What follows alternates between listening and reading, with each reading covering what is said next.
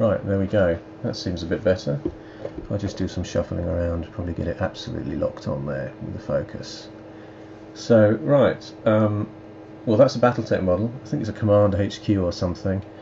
The only minor changes I've done is I put this small sort of, well, it looks like a rocket launcher type launcher on the side there. I put some aerials on the back. In fact, there's another aerial on the other side too. It's had, oops, that's had a spray of, I'm trying to get the lights on it. It's had Israeli sand grey sprayed onto it,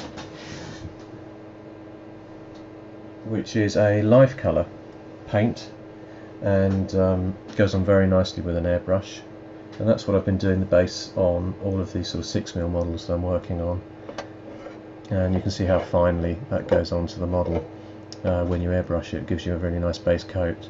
This is actually almost an antique model of mine. I think I've had it for at least maybe 15 years plus, and never actually put any paint on it, so it's been slowly rotting away as high lead content models tend to do.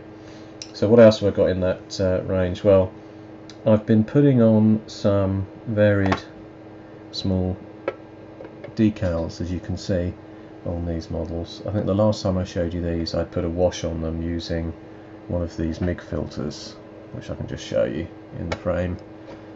That's the filter for NATO tanks. That's what went on top of this model here, which was airbrushed.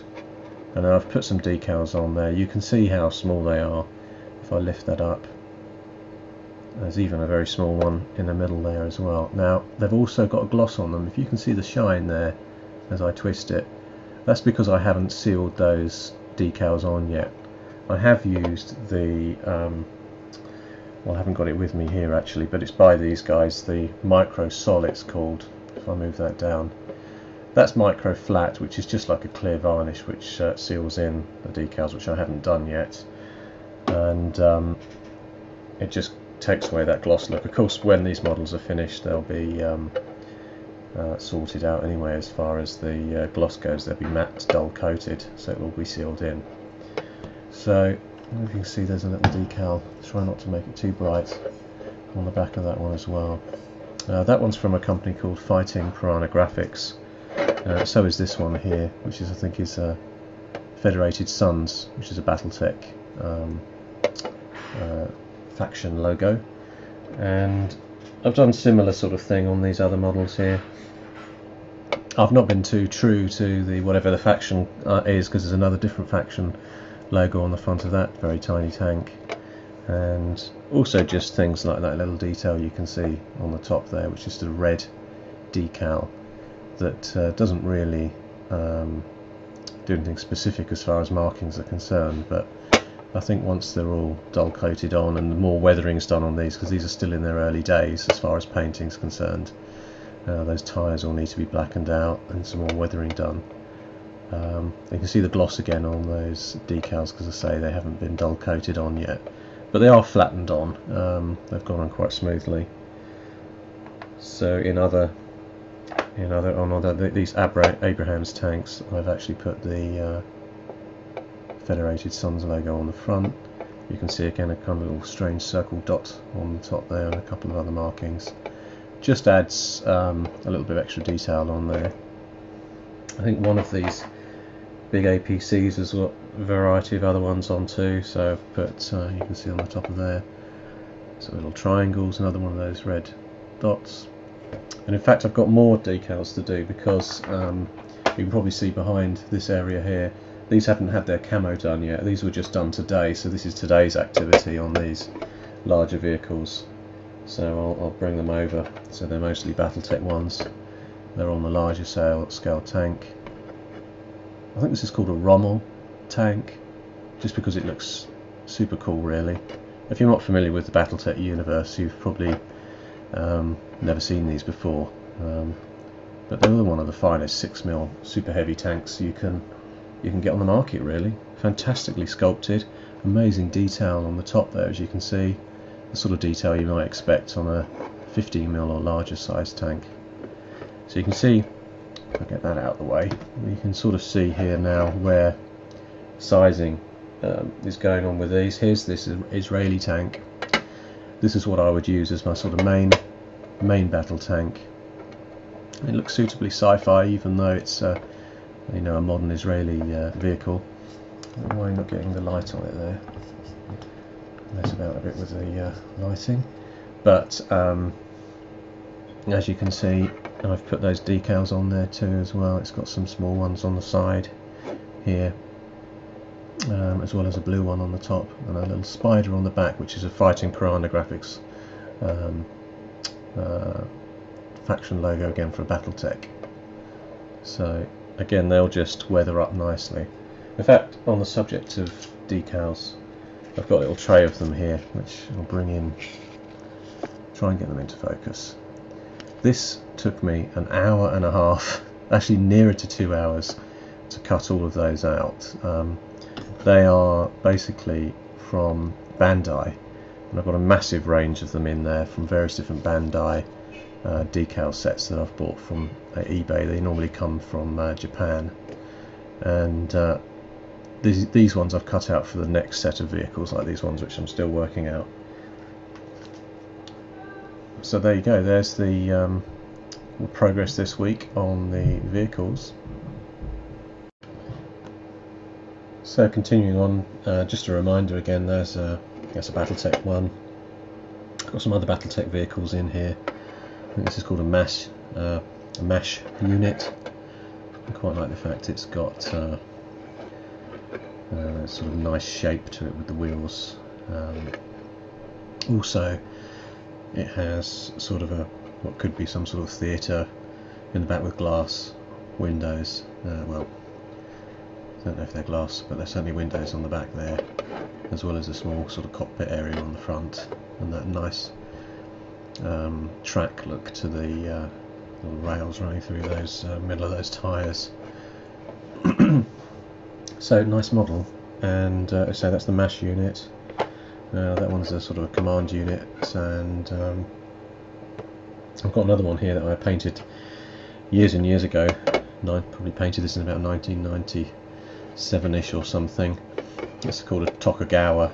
It's another Battletech tank. It has that very nice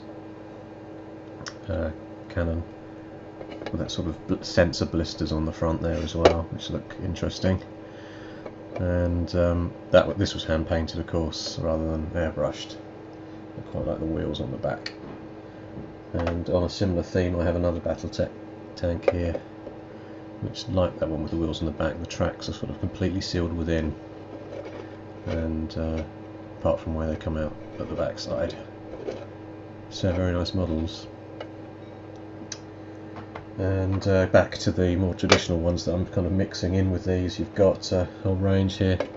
These are called Strikers. Fantastic detailing on those wheels there, you can see, for 6mm. This one I think is an Israeli Jeep, and again, fantastic detailing. These haven't had any of their washes applied, or the camo's not been applied yet either. I just thought I'd show you that in progress. What else have I got down there? These US tanks, these older style US tanks, which again have had some decals applied on the top, which you can see. Get those correctly into focus. There we go. They just add some interesting detail, and these guys have had that NATO AK interactive filter applied. Right. So what else have I got to show you? I've got, in keeping with these models from, well, the GHQ ones, not the Battletech ones, I've got a range here of little aircraft that, look at that one, you can see fantastic detailing. Oh, let's get it in the frame. So, small helicopter, a little machine gun on the side there. Let me get that out of the way so I can show you. Try and get it in focus. There we go. You can see the amount of detailing on the side. Quick rotation. It's on a magnet. Got an Apache here as well. They had. Oh, try and bring it into the frame even. No, it's not quite going to get in, it's going to have to go sideways. You can see it has the brass rotors. Ooh, twist that round on the front and the rear rotor, detailing on the various missiles and things as well. If I lift this up a bit, you'll be able to see it. So there we go. Coming through at high speed.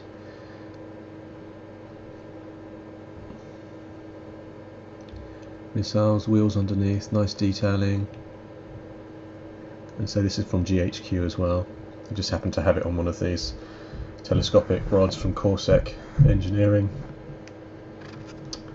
So you're getting a decent view of the detail. That's probably going to do these black, the various helicopters I've got. And it's more of a kind of experiment, to be honest with you, because I've also got to really get a few more than just the sort of 3. And is that down again? So I've got a pair of these because there's 2 of these come in the sets for these smaller helicopters, and these guys I probably want 3 of these. And I'll just experiment with a matte black style of spray on there. It's quite fiddly to put together. The very tiny brass rotors, I'll show you how they come.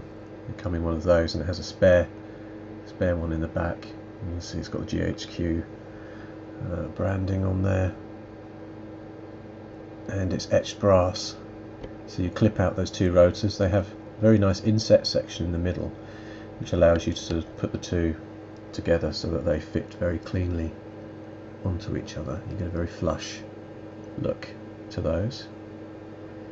I will sort of, when I paint these up, I'll sci-fi these up, or sort of near modern these up a bit by doing things like putting little tiny colour identification stripe type things on the end of the rotors and other sort of detailed colour patches to sort of make it look slightly futuristic. But I don't think it needs much really. It's quite a futuristic looking helicopter anyway. So those are looking great. So while I had some paint in the airbrush, this is Israeli grey, I did my various models which I had from Critical Mass Games for their Protoline faction, and I used the same sand grey as a base. It's quite useful if you are airbrushing to have a range of models to hand that you know you need a base coat on, because if you have any paint left in the reservoir on the airbrush, you can just use it up on whatever else you've got around, and it does give you that really nice clean finish, which makes for a perfect base coat.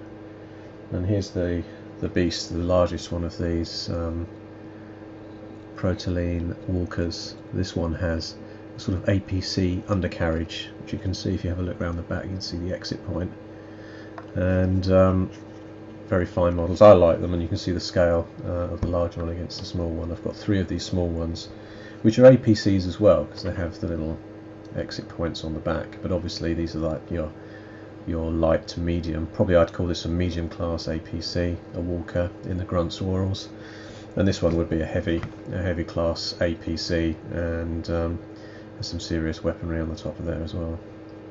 And obviously I might give this one 3 or 4 transport slots for the troops contained within, whereas this would probably have 1 transport slot in this lighter one, and obviously because it's lighter it'll be higher rate of speed as well.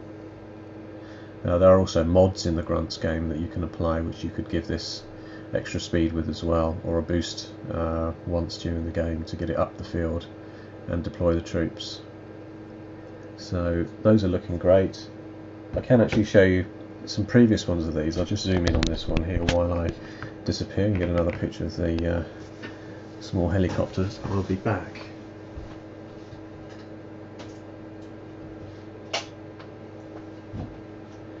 So I did a range of these Protoline before. These are the eye armor walkers, and it's not that easy to see. Again, I've used Fighting Piranha Graphics decals on there, on the shoulder. I think it's a World of Blake logo from Battletech. One of the numbers from them as well, which is handy identifier. And I've used the Live Color Rust. They do this diorama series we use a combination of rust colours, which they give you the 3 colour combinations actually in the set, which is ideal for very quick rust painting. That's the base colour. They have a mid-tone and then they have a highlight. This is the light shadow. So you can see on those rusting patches on there where I added that. One thing it's quite difficult to see also, but it is on there, is I used sort of almost like a digital camo patches. Oh, there's another bit of decal on the top there to add some interest. And but you can't see the digital camo, but I did a whole video on that, so if you have a look through my back catalogue of videos you can see the style on there. Now this one actually was base coated with a darker, you can see the darker base underneath compared to the light one on this, but once I've put my digital camo style on these as well, I'll use that darker colour to mix and blend it in so that it will keep it in line with this faction colour here. And obviously I hear many people shouting and crying, well, why would you rust up a sci-fi model when obviously they're using some sort of super alloys in this future race which would prevent any kind of rusting? Well, I just think it looks good and interesting. They look worn and battered, and maybe they've seen some exposure on a planet with highly acidic rain or something similar that's eaten and corroded their their plastic or metal composite materials they use to make the walker. So I like rusting, that's what I've done. Obviously I've done the weapons without any kind of rusting, as if they're made of some kind of other alloy. So there they go. So that was a quick leap into 15mm. I say I want to do that digital style camera on that. I will film that as well. I'll do some quick update on how I've done those as I work through those Protoline models. So I put that back with the other ones. So here I have some other items that have come through from Brigade this week that I've got to hand. I'm going to have to put the small box out again so you can see them. Oh yeah, by the way, these helicopters and most of these other models down here, these little strikers and things, that's a mortar striker with that incredible detail. They're by GHQ, in case you were wondering, and I've added piano wire aerials to them. So switching back, shifting that helicopter out of the way a wee bit, and here we go. So I have a bag here which I shall open. You can see those are some Aeronef models in there. Not making much sense of those at the moment from that view, but if I deal with this camera a bit and move it out, we'll be able to see what goodies have we got inside there. So got a combination in here of a faction which they've got, which is called the Brazilian faction. And I have to come in a little bit more on there again, and I'll just take out a few of these so you can see the various styles. The Brazilian are very slender, which I particularly like. This one's a fantastic model. This is another one of my favourites in the Aeronef range. It actually has an extra housing that fits on the top there, which I haven't got. It's a hand, and will take me ages of digging, but you can see the various sizes in this Brazilian faction.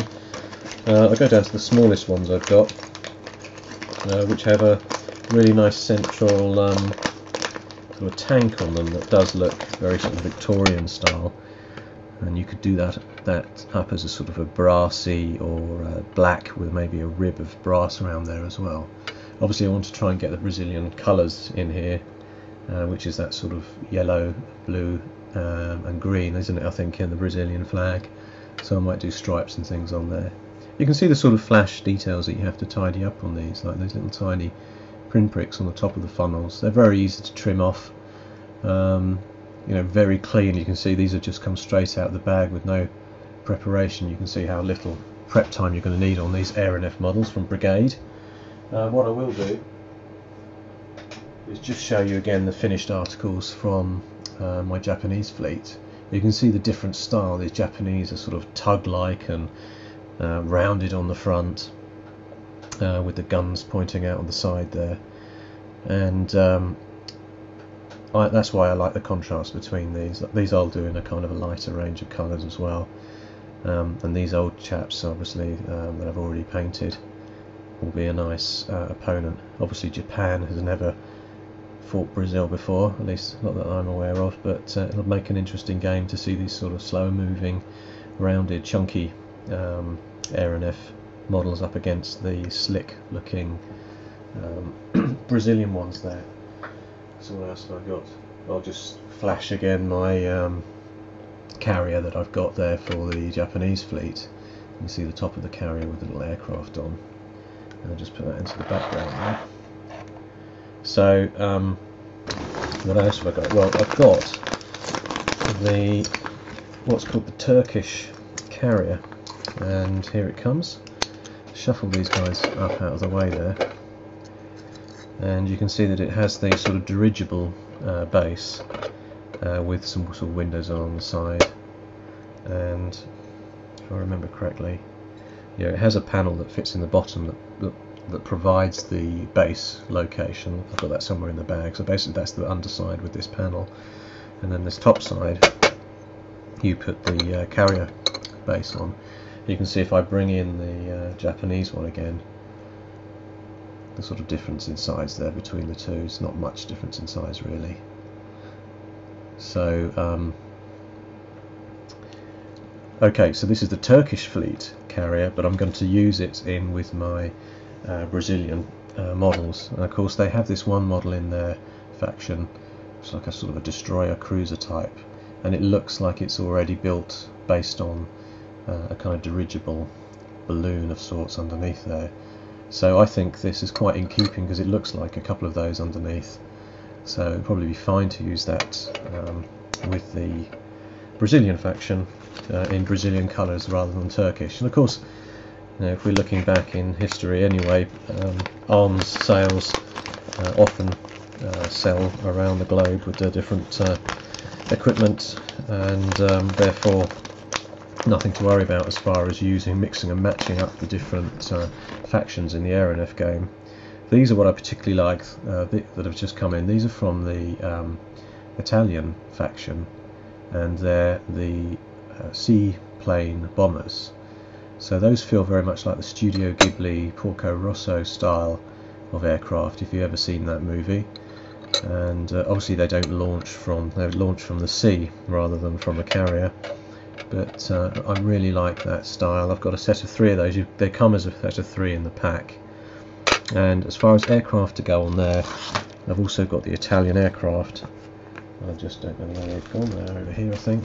Well, here's my Brazilian flags. You get a flag pack with the Aeronefs if you buy the sort of fleet starter packs, if I remember correctly. Now these are Italian aircraft as well, and again they have that sort of seaplane feel to them, and they're the guys that I'm going to put on there. But I've got 2 packs of these, so I'll put them on a flight stand. And just to give you an idea again, in case you haven't seen my previous videos, this is the flight stand from Corsec Engineering that I'm using, and all I've done with my Japanese fighters is just glue them directly onto that perspex, and then that's a little squadron then of 3, which is ideal for the Aeronef game, just to represent a small squadron that's launched from the carrier. Again, I'm obviously I've got my Japanese faction already painted up. I've got a medium sort of size fleet, which consists of the starter pack for the Japanese and a couple of other items, like I've got the carrier additionally to the starter fleet for the Japanese, and that's probably enough. Some people go a bit crazy and they want, you know, 30, 40 models on the table. I've actually got, I'll just count up, 1, 2, 3, 4, 5, 6, about 14, 15 stands of these in my Japanese fleet, and I'll have about the same amount again in the Brazilian fleet, which is my second one to paint up as an opponent. I really like the French, I really like the Germans and the British models that they do as well, so I'm going to be working my way through those, but I want to start with these, get them finished, and have a small game which I'll film some of the Aeronef game just to show you how the rules work. And because of that, I want to try and match the fleets up, so I wanted the Brazilians to have that Turkish carrier along with the Japanese having their own carrier, which I've just shown you here. I'll bring it into view again. So having that combination of carriers for each faction allows me to do some fighter combat as well. I don't know what I'm going to do with the bombers. I think I'm going to individually base these. So there we go. That's about everything, isn't it, I think? Oh, there's only one last little thing, and that's... oh, I'll show you this as well, even though it's been in previous videos as well, but that's my dirigible, which has now just magnetised itself onto the side of there. And you can see how I've painted those with a very faint grey bluey stripe on a sort of a charcoal black base with a little decal on the back there as well, which adds a lot to it. The red Japanese sun on the front, that was airbrushed on, so I airbrushed red onto the front and then put a piece of masking material on there in the form of a circle before I painted the rest. So yes, I just wanted to show you some other brigade miniatures. They're in 6mm. I think they do these in 15mm as well, but bring them back into there. They're sort of MAK style walkers. They have that retro egg, I think people just call them egg suits. You can see the domed face on that one. That one's got a shoulder mount weapon. I think these were sculpted by a friend of mine called Jeremy, who goes by the name of Jeremy, with a G, Jeremy, and he's got a nice website which details many of his different models that he's done, including, I think he's got either 2 or 4mm scale sci-fi. These are 6mm, they're from Brigade, and they're rather fine. I'm going to add them to this sort of variety of an army that I'm sort of building up here with these models from GHQ and from Battletech. I like that retro egg look to them. So what you get in the packs, you get, they will come on these little tags. You can see those two are the same. One of them was sort of a hand weapon, and one with a shoulder mount launcher. And what else have we got in here? I think that might be the general theme. Oh no, these ones are cool. These ones are basically just sort of walking along, and they give you that nice feel of that retro sci-fi pose and stance that they've got there. As you can imagine, as they walked along, they'd look quite cumbersome with those big legs.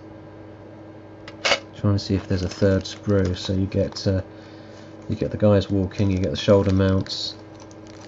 I think that's it. I think there's just 2 sprues, so 4 different models. But once you mix them up, yeah, I can only see 4 different models. But once you've mixed those up on bases, they'll look interesting for a game. Let's say they come in a little pack. I think I can't remember. I think you get 24 of them in the pack. Don't know exactly. You'd have to look at the Brigade website for that. I'll put a link on to the Brigade website so you know where that is, so you can find all this Aeronef stuff. I find myself browsing for many a spare moment on the web when I'm surfing and looking at the different factions for Aeronef, because there's some really fine ones on there. Okay, so these are my new arrivals that came in on Friday from Jonathan. Obviously I've shown you the painting that I've been doing down here with these variety of miniatures. In fact, here's a rarity which I'll drag out from the set, which has just had its paint coat. You can see the lead has actually started to become a bit mottled on the top of this, but once I've painted up and weathered it, it should look fine. It's a moon bus, which is from a company called Comet Miniatures. See, it has sort of these ski things underneath and the thrusters through to the front. I'm going to use it as a sort of command station. It's not truly 6mm scale, but let's get something that's 6mm up against it. So these troops here, you can see that they fit fine with that sort of size, like it's a big command centre. I've added different little tiny canopy things on the top there, a couple of aerials, but otherwise it's just had its spray coat. I'll weather that up nicely with nice big panels. Maybe I'll do those either black or put a hint of red along the bottom so if you can see some light from within. So that's quite a nice model, a very old one from Comet Miniatures in the UK. I say I probably picked this up about 10-12 years ago on eBay, in the early days of eBay, so I had another look this weekend to see if I could see one again, and there weren't any on there, so they're quite a rarity. Okay, so thanks for listening in, and I'll be back hopefully in another week or so with another update. Bye!